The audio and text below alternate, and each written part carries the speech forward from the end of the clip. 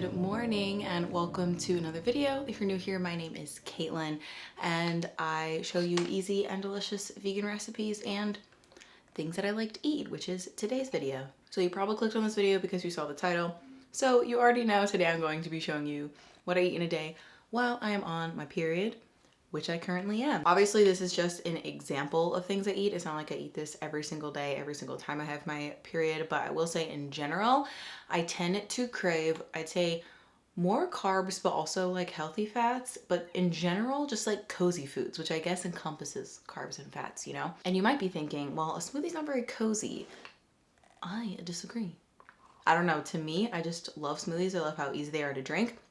And I also feel like I make my smoothie cozier by making sure it's nice and creamy. And then I also like to add warming spices. So today I added the cardamom and cinnamon. Ginger would also be great. And I find when I add that, it's very satisfying. Plus bananas are supposed to be good for period pain.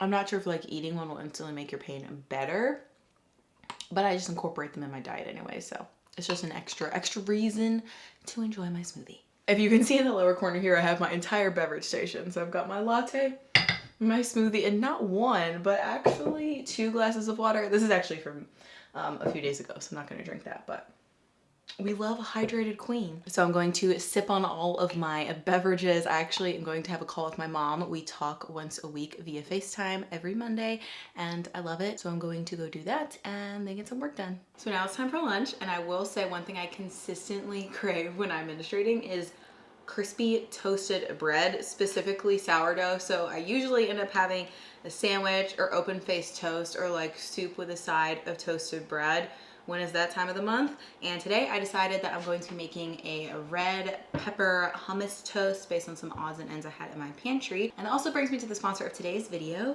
Brightland. Brightland is a female-founded olive oil brand that's consciously made on family-run farms in California. Most store-bought olive oils are mixed with untraceable, lower-quality oils to cut costs, but Brightland contains no additives, no junk, and it's produced with organic methods. So first up, I went ahead and roasted some tofu in my air fryer, and then I've been seeing this raw carrot salad on TikTok and I decided to give it my own twist by adding Brightland's Awake olive oil to it, which has robust, bold, peppery notes, and I think perfectly complemented the acidity and sweetness from the carrots. I let it sit and get a little more soft while the tofu was roasting, so now I'm going to assemble my toast. So I've got my toast right here. Like I said, we're keeping it very simple.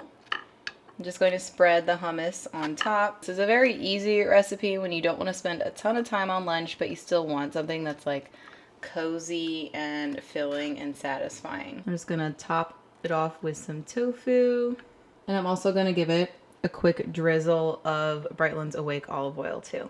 Plus some olives on the side and some of the carrot salad that I made earlier. And that's it. Pretty orange, but I know it's gonna taste delicious. Okay, first up, I'm gonna try the carrot salad. I'm definitely glad I made it ahead of time so the carrots don't still like feel raw. Like you can see the salt makes them a little more floppy. It's one of the things, it's like, it's simple, it's crunchy, and it's satisfying. The olive oil definitely elevates it. Otherwise it'd just be like sour and too crunchy. And now for our toast. I feel like a lot of times people use olive oil just for like sauteing, but one of the great things about purchasing high quality olive oil is that it actually has an amazing flavor too, and just drizzling it over like a super simple hummus tofu toast takes to the next level and makes it taste like extra delicious. You guys don't need to see me devour this whole thing on camera, so I'm gonna set it down and just let you know that if you want to try any of Brightland's olive oils, they have a wide variety of flavors and some really amazing infused oils too. Check out their website. I'm going to put the link in the description of this video, and if you click my link, you'll also get an additional 10% off. And I just love how beautiful they are because they look great on your countertop. You don't need to decant them or put them in anything else, and they make really great gifts if you're attending a housewarming party or a hostess gift too, so definitely check it out. In my last vlog that I posted, I let some of you all know that I was reading the A Court of Thorns and Roses series. I believe everyone calls it ACOTAR, but I'm saying that in case you've never read the books before. I shared some of my initial thoughts, and a lot of you seemed interested in me talking about the books that I've been reading, so I thought I would give you all a little update. The last time I talked to you guys, I expressed how I read ACOTAR, the first book, and thought it was honestly like just okay. Like it was interesting, but it didn't like knock my socks off. And I liked the second book so much more. I felt like the character development was a lot better. The characters were so much more interesting. And the plot line was just better. So I finished book 2, which is A Court of Mist and Fury. I also finished book 3, which is A Court of Wings and Ruin. And this morning I just finished A Court of Frost and Starlight, which is like sort of like a bonus book. It's really, really short. I guess you could kind of consider a book 3.5, but I also feel like you could not read it and it wouldn't impact your reading journey too much. So I'm about to start A Court of Silver Flames, which is the last book in the series. I think most people consider it book 4 in terms of chronological order, but the main character is different. So I've only updated you on like book 1 through 2.5. So the rest of book 2 is amazing. I would say it was definitely my favorite book by far. The third book I liked, but I honestly was confused because I didn't really look into the next 2 books. So I thought that the main plot from book 3 was going to be continuation through books 4 and 5. So I gotta be honest, when I got to the end of book 3, I was like, wait, is it over? Like there was no cliffhanger, and I was so confused, and I was really sad because I really love the 2 main characters, Fair and Rise, like their chemistry and that sort of plot. But I understand that the author can't write about them forever, but I just wish she would. Without spoiling too much, I think my favorite part of like romances or chemistry between characters is like the pining and I guess the sexual tension.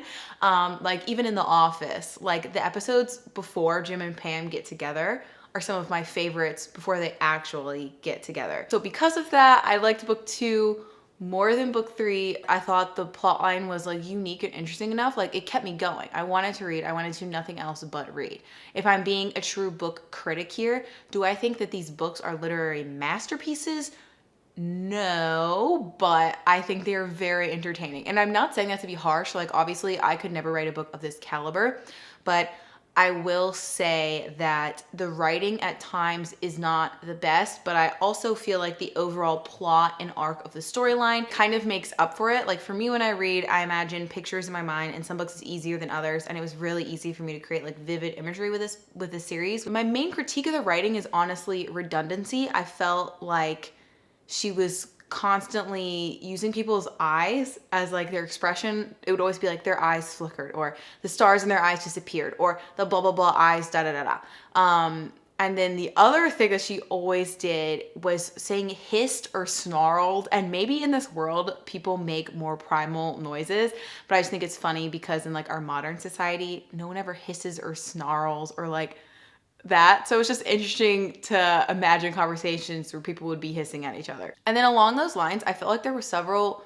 parts throughout the series where there would be a line and I would feel like I had deja vu, and I'd be like, didn't I just read this? And I would go back 2 pages and she would have said almost the exact same sentence. And it happened like I think at least 3 to 5 times throughout the book, which I just thought was weird, but maybe because the books are long, it was like an editing thing and they missed it, or maybe she just really wanted to prove a point. To me, though, it kind of came across as, oh, I forgot I had the sentence 3 pages back. That being said, I would still 100% recommend the series. I really loved it, and honestly, I feel like a part of my life is missing. Book 4 was like a nice, cozy read. It was great. I kind of want to reread it during Christmas. That's all I really have to say about it. There wasn't really any like major plot cliffhangers or anything. I kind of feel like I need to take time before I start this 5th book, though let's be honest, I'm probably going to start it tonight just because I want the world to like last forever because it's great. And I feel like the critiques I mentioned are so small in the grand scheme of the books, and that it really didn't drastically impact my reading experience. I would say my reading experience was definitely more impacted in the 1st book, but like most people agree, I think once you get through the 1st book, the rest of the books are a lot more enjoyable. A lot of people recommended I read Throne of Glass next, and I'm definitely gonna read it, but I think I'm gonna read an entirely new genre before I read another similar thing by the author. I kind of like to do that in between books so I'm not comparing them or saying, oh, well, this story had this. Like I typically read like a fantasy book and then I'll read one that's more based in reality just to sort of like balance it out and even my expectations. I don't know if that's weird or not. Let me know in the comments. I gotta get back to work now. But I wanted to film this because I've been doing computer work all day and I needed a break and I needed to talk to someone. But yeah, The books are really good.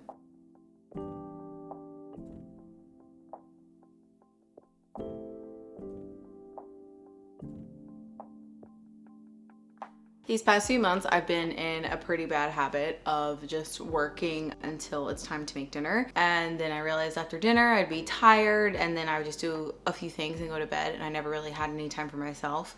So recently I've been working on trying to have ideally like an hour of relaxation time to do whatever I want before I start making dinner. So today, thankfully, I got to read, got all my work done, and now it's dinner time. I actually saw this recipe on Brightland's website featuring their rosette garlic infused olive oil. I'm really excited to make this. I haven't had a tadka or tarka in a while, so I'm excited to try this interpretation of it. And of course, knowing me, I'm going to be putting my own spin on it.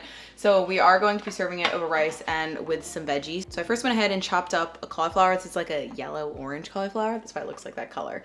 And tossed it in some spice, salt, and oil. So I'm going to roast this while we make the dal. So the dal itself is pretty simple. You just boil everything together. So there's a bunch of whole garlic, red lentils, a few spices. It's turmeric, chili pepper, and salt. And then we just add water and bring it to a boil and then simmer it down until it's nice and thick.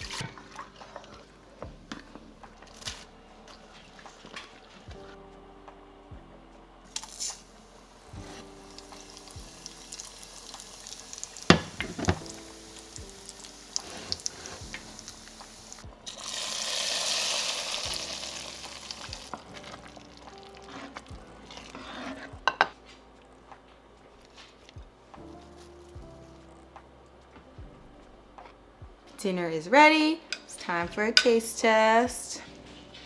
I think I added too much water because it's a little runnier than it's supposed to be, but I'm sure it's still gonna be good.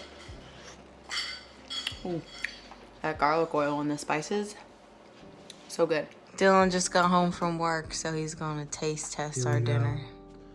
It's hot. I feel whole again.